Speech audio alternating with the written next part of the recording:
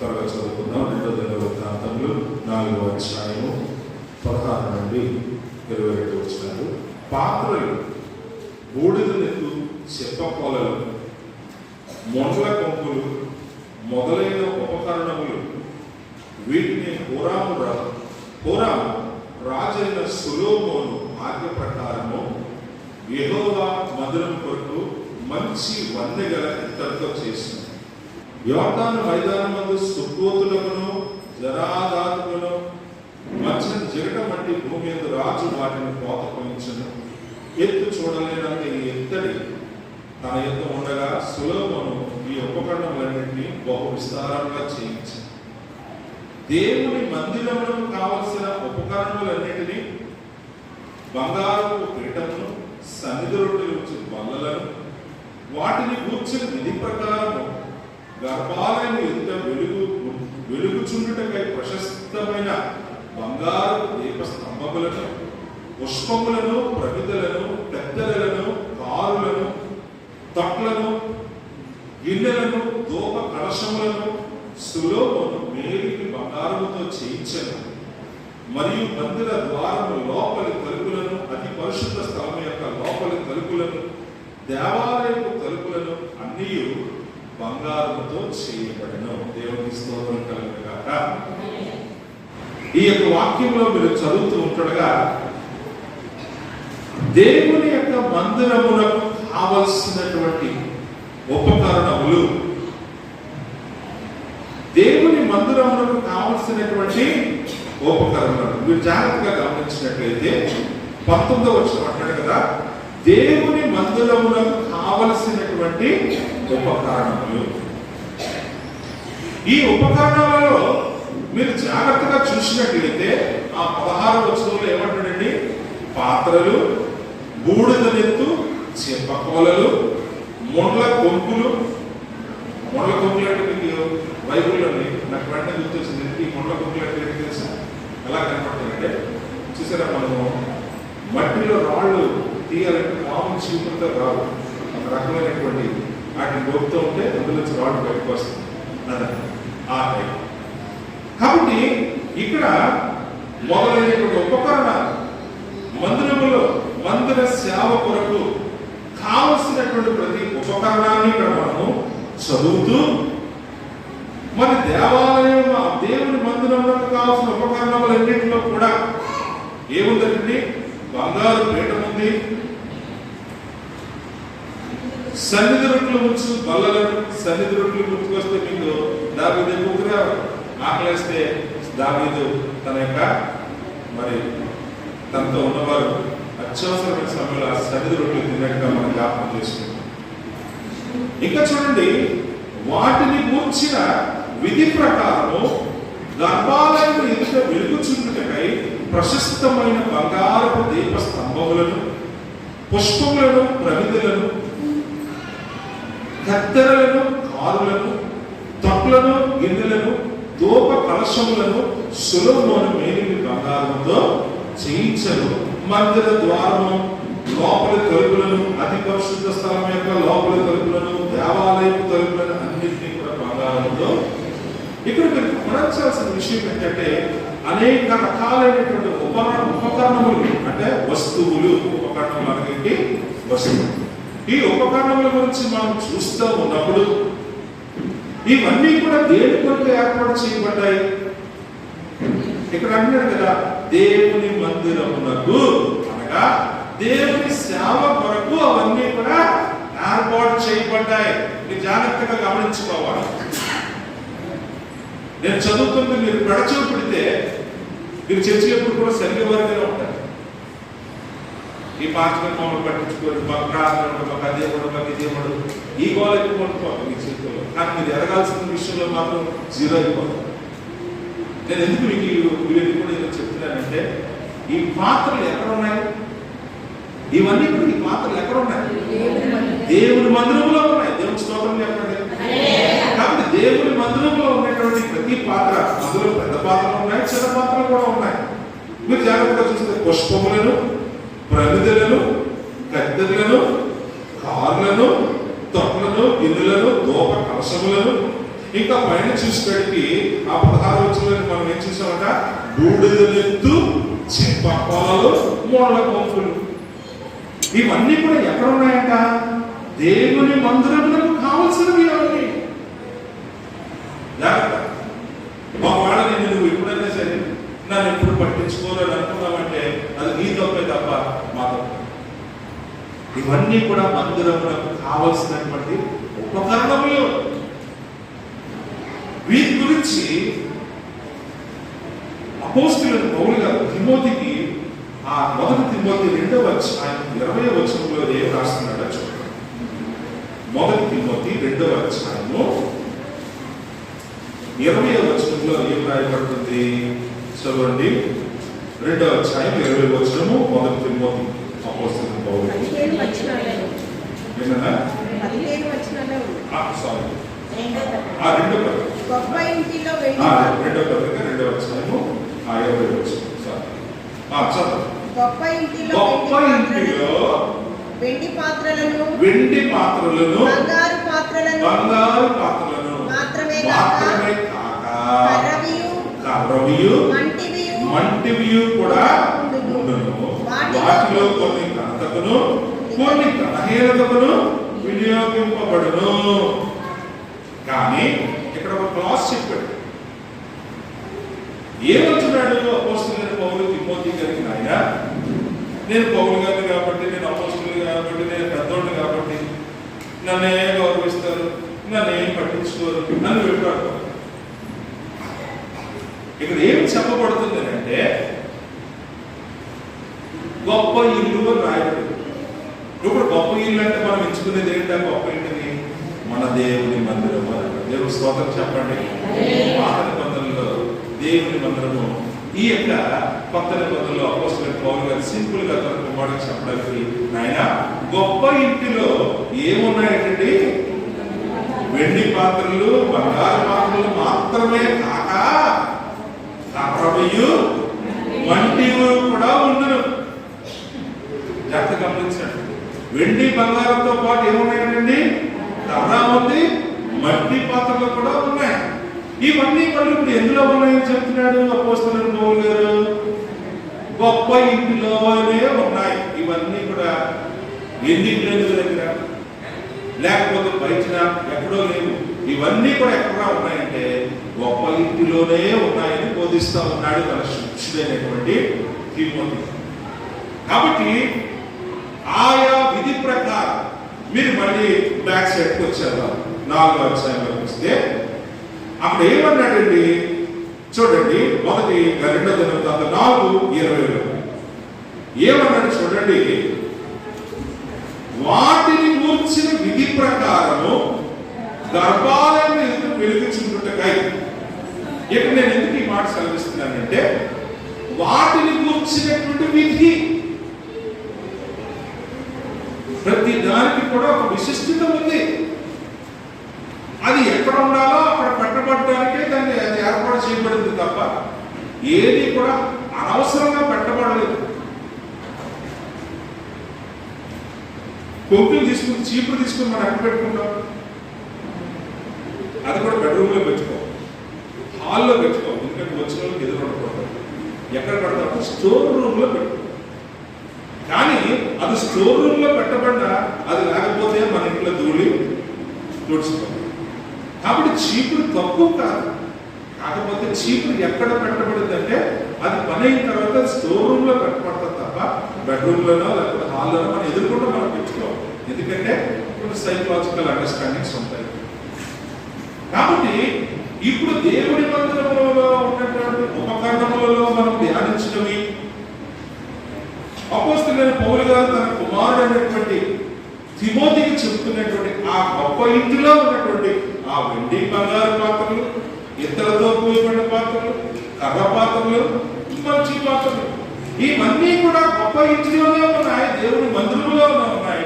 అయితే ఇక్కడ 20 వచనం ఏమంటాడండి, వాటి యొక్క విధి ప్రకారము అవి ఎక్కడ ఏర్పాటు చేయబడ్డాయో అక్కడ ఉంచబడతా ఉన్నాయి. దేవుని స్తోత్రం కలుగును గాక. ఇది మీరు జ్ఞాపకం చేసుకోవాలి. ఈరోజు దేవుడు నన్ను జ్ఞాపకం చేసుకుంటాడా అని ఒకవేళ నువ్వు అనుకుంటే, దేవుడు అసలు నన్ను గుర్తిస్తాడా అని నువ్వు అనుకుంటే, నిజం చెప్తున్నాను, ఈ దేవుడి వాక్యంలో ఆ మాటలు ఎంతో నిజమైనవి. ఎందుకంటే దేవుడే స్వయంగా మనకు రాసిస్తున్నాడు. ఈ వాక్యం ప్రకారం దేవుడు నిన్ను ఖచ్చితంగా జ్ఞాపకం చేసుకునే దేవుడు అని నువ్వు నమ్ముతారా? దేవుడు స్తోత్రం కలుగుతున్నా. నన్ను పట్టించుకోలేదు నువ్వు ఒకళ్ళు అనుకున్నా, మూలగా కూర్చున్నా, నువ్వు మూల కూర్చున్నా, ఎక్కడ కూర్చున్నా దేవుడు మాత్రం నిన్ను జ్ఞాపకం చేసుకుంటున్నాడు అన్న విషయానికి ఇదే దేవుని మందిరంలో ఉన్నటువంటి శుభకర్మల లిస్టులో నువ్వు ఏదో ఒక లిస్టులో ఉన్నావు. అది వెండవునా, బంగారం అవునా, కర్ర అవునా, మట్టి అవునా, అది నేను చెప్పలేను.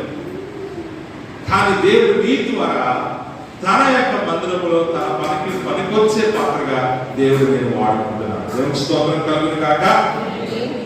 అందుకనే ఈ పాత్రలన్నీ కూడా ఎలాంటివట చూడండి. యెహోషువ గ్రంథము 6వ అధ్యాయము 19వ వచనాన్ని చదువుతాము.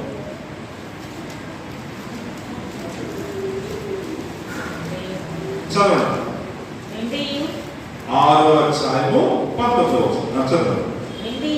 వెండియు బంగారమును ఇత్తడి పాత్రలను ఇనుప పాత్రలను యెహోవాకు ప్రతిష్ఠితములను వాటిని యెహోవా ధనాగారములో ఉంచవలెను. దేవునికి స్తోత్రం కలుగును గాక. మీరు చెప్పకపోతే నేను రామనంట. ఈ వాక్యంలో ఎక్కడ రాయబడింది అంటే యెరికో గోడలు పోల్చబడ్డాయి. ఆ యెరికో సైన్యాన్ని ఇశ్రాయేలు వారు ఓడించి అందులో తెచ్చినటువంటి సొమ్మను ఇక్కడ ఏమంటున్నాడు ఏంటంటే, ఆ 18వ వచనంలో మీరు జాగ్రత్తగా చూస్తే, శపింపబడిన దానిలో కొంచెమైనను మీరు తీసుకున్న ఎడల మీరు శాపగ్రస్తులై ఇశ్రాయేలు పాలకులకు శాపం తెప్పించి దానికి బాధ కలుగజేయవచ్చు. గనుక శపింపబడిన దాన్ని మీరు దేవుడు ఇచ్చినటువంటి విధి, అక్కడ దేవుడు ఒక విధి ఏర్పాటు చేసి అందులో కూడా మీరు ఏది ముట్టకూడదు. కానీ అందులో ఉన్నవన్నీ కూడా ఇప్పుడు లిస్టు ప్రకారం ఏం చదివాడండి? వెండి, బంగారు, ఇత్తడి పాత్రలు, ఇనుప పాత్రలు యెహోవాకు అక్కడ నుండి తీసుకొచ్చే పాత్రలో ఉన్నటువంటి పాత్రలన్నీ కూడా ఎవరికి కావాలి? ఎవరికి కావాలి? దేవునికి కావాలి. దేవునికి స్తోత్రం కలుగును కాక. ఈ పాత్రలన్నింటినీ తీసుకొచ్చి ఎక్కడ పెట్టాడండి? చదవండి. మీరు చదివే మాటలోనే మీకు ఆన్సర్ జరుగుతుంది. ఏమన్నాడండి దాన్ని? యెహోవా ధనాగారము. దేవుడికి స్తోత్రం కలుగును కాక. దేవుడు వాటిని తీసుకెళ్ళి ఎక్కడ పెట్టుకున్నాడండి? ఈమెను నీకు నాకు ఎలాగైతే సేఫ్ డిపాజిట్ లాకర్లు ఉన్నాయో అలాగే దేవుడు కూడా తన దగ్గర ఒక ధనాగారాన్ని, అంటే తన ఆస్తిని అంతటినీ కూడా భద్రపరుచుకునే గదిని కూడా ఆయన ఏర్పాటు చేసుకున్నాడు. ఇది ఆత్మీయంగా మీరు గమనించాలని కోరుకుంటున్నాను. కాబట్టి దానికి ఏం పేరు పెట్టారండి? వీరు ఆ మందిరం దగ్గర, అంటే అప్పటికి మందిరం లేదు కాబట్టి అక్కడ ఏమన్నాడు? ప్రత్యక్ష గుడారం ఉంది కాబట్టి ఇప్పుడు అక్కడ దేవుని సేవ కొరకు ఉంచబడినటువంటి ఉంచాల్సిన అవసరమయ్యే ప్రతి పాత్ర, వెండి, బంగారు, ఇత్తడి, ఇనుము ఏదైనా సరే దాన్ని ప్రత్యేకంగా భద్రపరిచే గది ఒకటి ఏర్పాటు చేసింది. దానికి దేని పేరు పట్టబడింది ఏంటంటే యెహోవా ధనాగారముగా. ఇవి దేవుని సంబంధమైనవి, ఇవి దేవునికి చెందినటువంటివి, ఇది దేవుని యొక్క ఆస్తి. దీని మీద ఏ నరుడు కూడా అనవసరముగా పన్ను వేయడానికి దేవుని స్తోత్రం కలుగును గాక.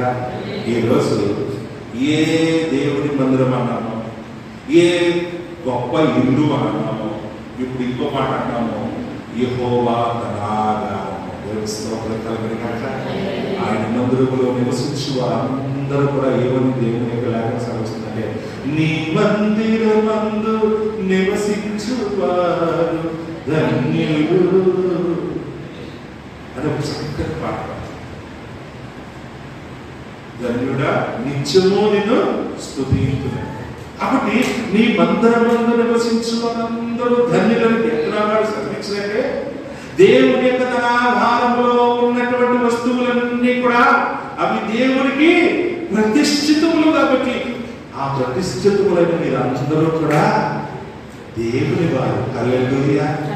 ఉపయోగం లేదు, దేవుడి ఉపయోగం లేదంటూ ఏది లేదు. దేవుడి దగ్గర ఉన్నదంతా కూడా దేవుడికి కావాల్సినది, అది దేవుడి ఆస్తి, అది దేవుడు వాడుకునేటటువంటి ఉపకరణములు. దేవుడికి స్తోత్రం కలుగును గాక. ఆ ఉపకరణముల ద్వారా దేవుని యొక్క మందిరంలో దేవుని యొక్క పరిచర్య జరుగుతూ ఉంది. ఆఖరికి మొదల కంకులు కూడా దేవుని మందిర పరిచర్యలో వాడబడుతున్నాయి. పుష్పములు, ప్రమిదములు, ఏంటంటే బూడిదను ఎత్తేటటువంటి చక్కని ఇవన్నీ ఎక్కడున్నాయి? ఆయన మందిరంలో ఆయన పరిచర్యలు సేవలు వాడబడేటటువంటి ఉపకరణలుగా ఉన్నాయి. దేవుని దగ్గర ఈరోజు ఆ పాత్రలో నువ్వు ఏ పాత్రైనా అవ్వచ్చు, కానీ ఆ పాత్ర ఎక్కడ ఉందండి? ఆయన ధనాగారంలో ఉంది. ఆయన చేతిలో వాడబడడానికి అది సిద్ధంగా ఉంది. దేవుని స్తోత్రం కలుగునుగా. ఈ మాటను మీరు గమనించాలని నేను ముగిస్తాను, సమయం కావస్తుంది. కాబట్టి ఈరోజు మనమందరం కూడా ఈ విషయాన్ని గమనించినట్లయితే 2వ రాజుల గ్రంథము 25వ అధ్యాయము 14-17 వచనాలు చదువుతాం. 2వ రాజుల గ్రంథము 25వ అధ్యాయము 14-17 వచనాలు చదువుతాం. ఏమంటున్నాడు చూడండి. సేవ కొరకై ఉంచబడిన పాత్రలను, చేటలను, మొండ్లను, ధూపార్తులను, ఇత్తడి ఉపకరణములన్నింటినీ వారు తీసుకొని పోయేది. దేవుని స్తోత్రం కలుగును కాక. ఇది ఎక్కడ జరిగింది అంటే మరి నెబుకద్నెజరు ఆ 8వ వచనం చూడండి. మరియు బబులోను రాజు అయిన నెబుకద్నెజరు ఏలుబడిలో 19వ సంవత్సరమున 5వ నెల 7వ దినమున రాజదేహ సంరక్షకులకు అధిపతి బబులోను రాజు సేవకుడకు నెబూజర్దాను యెరూషలేమునకు వచ్చి యెహోవా మందిరమును, రాజనగరును, యెరూషలేమునందు ఉన్నన్నిటిని గొప్పవారినన్నిటిని అక్కడ జరిగింది. ఇదే మొట్టమొదట సొలొమోను కట్టినట్టు. మొట్టమొదటి సొలొమోను కట్టి ఏ పాత్రలన్నీ వెండి, బంగారు, రాజు ఇత్తడి, వెండికి అంత విలువ. ఆ టైంలో ఇత్తడికి వాడినంతగా వెండికి వాడలేదు, బంగారం, ఇనుము. కానీ ఎందుకు ఇది జరిగిందని చరిత్ర ఏం చెప్తుందంటే వాళ్ళు దేవునికి తిరుగుబాటు చేశారు కదా. ఆ తిరుగుబాటు ద్వారానే వారిని నాశనం చేసేసారు. మీరు నమ్మరా? నిలువెత్తు సాక్ష్యము మీ కళ్ళ ముందు వస్తారు. ఇశ్రాయేలు పట్టణము, ఇశ్రాయేల్ దేశం మన ఆంధ్రప్రదేశ్ అంటారు. ఎంతండి? మన ఆంధ్రప్రదేశ్. ప్రపంచంలో ఆంధ్రప్రదేశ్ అంటారు. ఇండియాలో మన ఆంధ్రప్రదేశ్ అంటారు. అంతేనా? ప్రపంచంలో అసలు ఆంధ్రప్రదేశ్ ఎక్కడ లెక్క వస్తుంది? అది కేవలం ఆంధ్రప్రదేశ్ ఒక రాష్ట్రం, కానీ ఇశ్రాయేల్ అనేది కానీ సైజులో చూస్తే మన ఆంధ్ర రాష్ట్రం ఎంత ఉందో అంతే. నిలువెత్తి సాక్షి. మీరు ఇప్పుడు గమనించాల్సిన విషయం ఏంటంటే ఇశ్రాయేల్ ఇరాన్ మీద బాంబులు వేసింది. ఇశ్రాయేల్ రాష్ట్ర దేశాల యొక్క భౌగోళిక పరిమితి, ఇరాన్ దేశం యొక్క పరిమితి మీరు చూస్తే మ్యాప్లో అది ఎంత ఉంటుంది? ఇశ్రాయేల్ ఎంత ఉంటుంది? గుంట. ఈ గుంట ఇశ్రాయేల్ దేవి అంత పెద్దదైనటువంటి ఇశ్రాయేల్ దేశం మీద బాంబు వేసింది, ఒడిగించుకోవచ్చు. ఒక పక్కన 2 సంవత్సరాలు బట్టి పాలస్తీనా గాజాతో పోరాటం, ఆ పక్కన జోర్దన్, ఈజిప్ట్, ఇంకా అక్కడ ఉన్నటువంటి 6 దేశాలతో ఘర్షణ. అసలు ప్రపంచమే పెద్దెత్తుకో. వీటన్నిటితో ఎక్కడో దగ్గర ఏదో లేదు. కానీ ఇప్పుడు ఇరాన్కి ఒక యుద్ధం జరుగుతూనే ఉంది. ఎందుకు మాట చెప్తానంటే తిరుగుబాటు ద్వారా జీవితంలో ఏది లేకుండా చేస్తుందో ఇశ్రాయేల్ దాన్ని సూచన. శాంతి లేకుండా చేస్తుంది. ఏది లేకుండా చేస్తుంది? నువ్వు బతికినంత బతుకుతావు, కానీ నీ జీవితంలో నెమ్మది శాంతి ఉండదండి. చచ్చిపోతా కూడా చెప్పుకునేవాడు ఏ రోజు స్వప్న బాగుండదు అని సాక్షి మాత్రం మిగులుతాం. ఎవరు మనం చేసుకోపోతాం కానీ మన అసలు మాట్లాడుకునేవాడు అదే. కారణం ఏంటంటే తిరుగుబాటు. ఆ తిరుగుబాటు ఈ రోజు కూడా ఇశ్రాయేల్ దేశాన్ని బట్టి పీడిస్తుంది. వాళ్ళు అంటే ఈ రోజుకి కూడా ఆ ఇశ్రాయేల్ దేశం దేవుని వైపు మార్గం యేసు ప్రభువు కూడా ఈ రోజుకి అంగీకరించారు. ఈ రోజు కూడా యేసు ప్రభువు అంగీకరించారు. అందుకని పౌలు ముందులు కళ్ళు కొట్టుకుని బాబు మీ నాశనానికి మీరే కాకుండా బాబు మీరు ఎంత చెప్పినా నా మాట ఎట్లేదు. నేను అధిజనుల దగ్గరికి రామపట్ల దగ్గర అంటాడు వారి యొక్క కఠిన మనసే మనందరికీ కృపణించి దేవుడు స్తోత్రం కలుగుతుంది. వారి కఠిన మనసే మనకు కృపగా పొందుకునే అవకాశం ఇస్తే వారు మారు మనసు ఇంకా గొప్పగానే చేయాలి. హల్లెలూయా. అద్భుతమైన మాట్లాడాడు. అది వేరే సబ్జెక్ట్ మనం చేస్తాం టైం.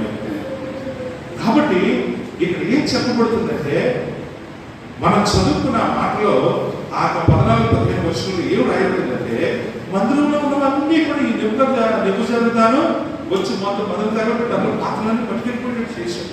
కానీ ఈ పాత్రల గురించి మాట రాయబడింది. 14 వచ్చారు ఏ రాయబడిందంటే సేవ కొరకై ఉంచబడినటువంటి పాత్రలు, శాఖలు, మూంగులు, దుపార్తులు, ఇతర ఉపకరణములన్నింటినీ వారు తీసుకుని పోయి. కానీ ఇవన్నీ కూడా దేని బట్ట అక్కడ ఎంత చక్కని మాట రాయబడిందో సేవ కొరకై ఉంచబడినటువంటి పాత్రలు.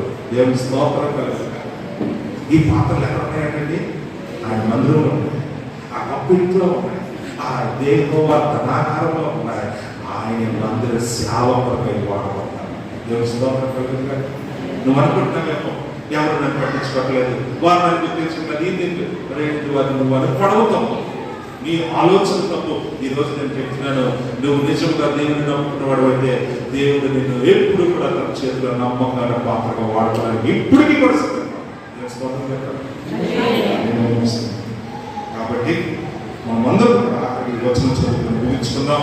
ఎజ్రా గ్రంథం 8వ అధ్యాయము 24 నుంచి 30 వరకు ఉన్నటువంటి మాటలు నేను చదివి నేను చేస్తాను. అన్ని వాక్యాలు చదవం కానీ అవసరం కాదు. ఎజ్రా గ్రంథము 8వ అధ్యాయము 24 నుంచి 30 వరకు కూడా నేను చెబుతున్నాను.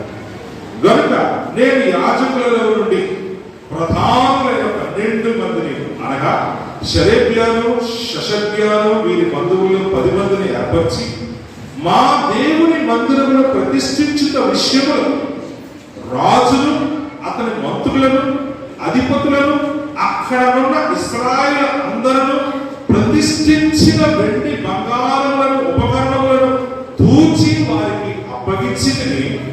1300 మణుగుల వెండి, 200 మణుగుల వెండి ఉపకరణములను, 200 మణుగుల బంగారము, 7000 కొలముల గల 20 బంగారపు గిన్నెలను, బంగారమంత గలగల పరిశుద్ధమైన 2 రాగి పాత్రలను తూచి వారి చేతిని అప్పగించి మీరు యెహోవాకు ప్రతిష్ఠింపబడిన వారు పాత్రలను ప్రతిష్ఠితములైనవి ఈ వెండి బంగారములను మీ పితరుల దేవుడైన యెహోవాకు స్వేచ్ఛా అర్పణములై ఉన్నవి.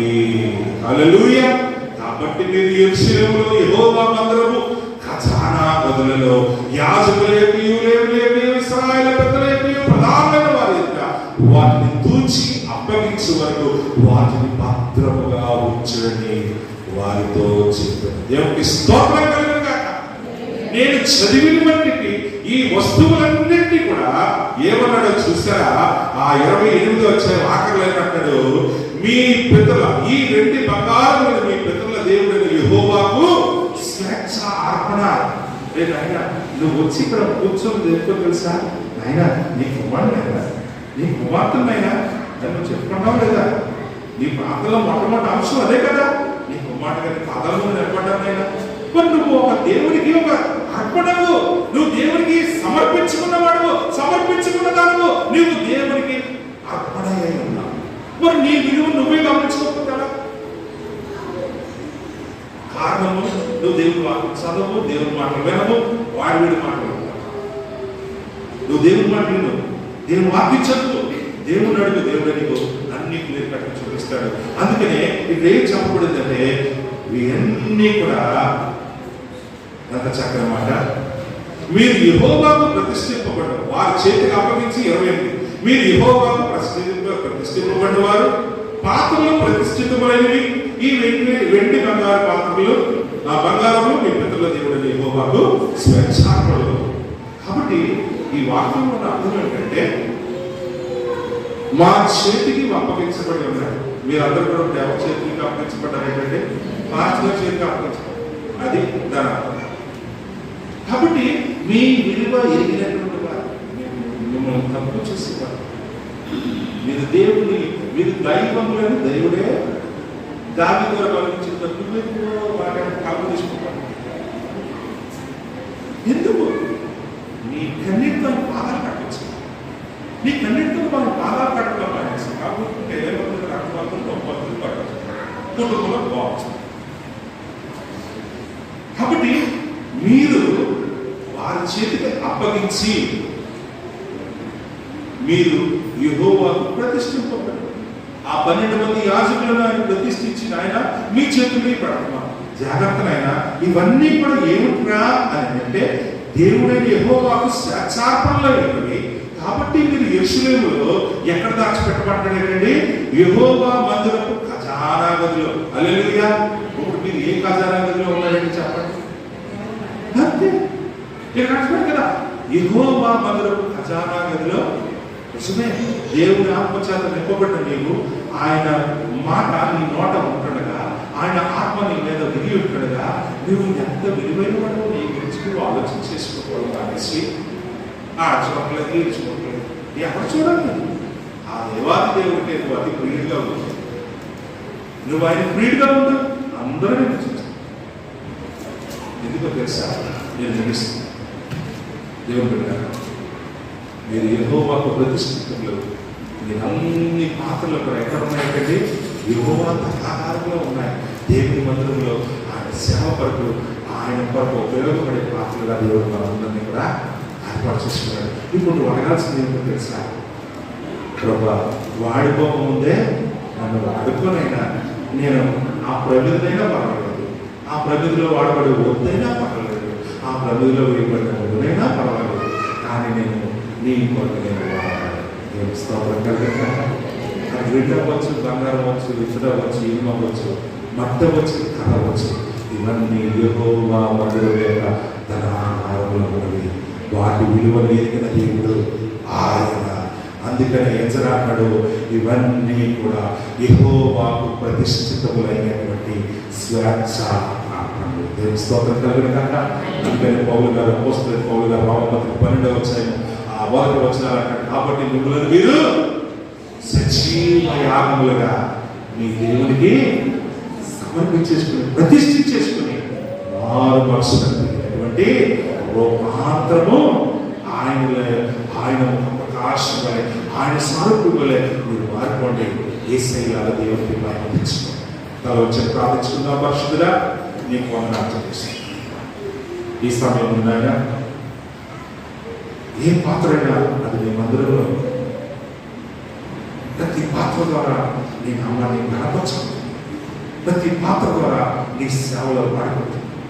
ప్రతి పాత్రను బట్టి నీకు నాయన ఘనత, అలాగే వాడబడిన పాత్ర నీ చేతిలో ఉంటుంది, నీ చేతిలో వాడబడుతున్నది. అవసరం వస్తే నాయన ఆ కొంకులను పట్టుకుని నువ్వు శుభ్రం చేసుకునేది. రాగి గంగాళాలు నాయన ఇద్దరు బలిపేయటం, అయ్యా అయ్యా అయ్యా అయ్యా, మరి ఆ రొట్టెలు నాయన ఏది ఉపయోగపడతాయి? లేదా ఆ పుష్పాలు ఎంత గొప్ప నాయన పొందనాలు. ఆ తలుపులు కొనేటువంటి లోపల తలుపులు, బంగారం, బయట తలుపులు ఎత్తడి ఏది వాడబడలేదు. అన్నీ నీకు మహిమ చేస్తున్నాను. అలాగే నాయన మా హాస్పిటల్ వ్యాపి సంఘంలో ప్రతి బిడ్డలు కూడా మీరు మా చేతి ప్రార్థించారు. ఇవి యెహోవా ప్రతిష్ఠితము, స్వేచ్ఛార్పణలు. జాగ్రత్తగా యెహోవా ఆహారంలో భద్రంగా ఉంచండి. ప్రతి పాత్ర దేవుని చేతిలో వాడబడే పాత్ర, ప్రతి పాత్ర దేవుడు మెచ్చే పాత్ర, ప్రతి పాత్ర ద్వారా దేవుడికి మహిమ కలుగుతుందా. ఆ రీతిగా నాయన మమ్మల్ని దీవించి బలపరచండి. యేసు గారిని ప్రార్థిస్తున్నాం తండ్రి. ఆమేన్.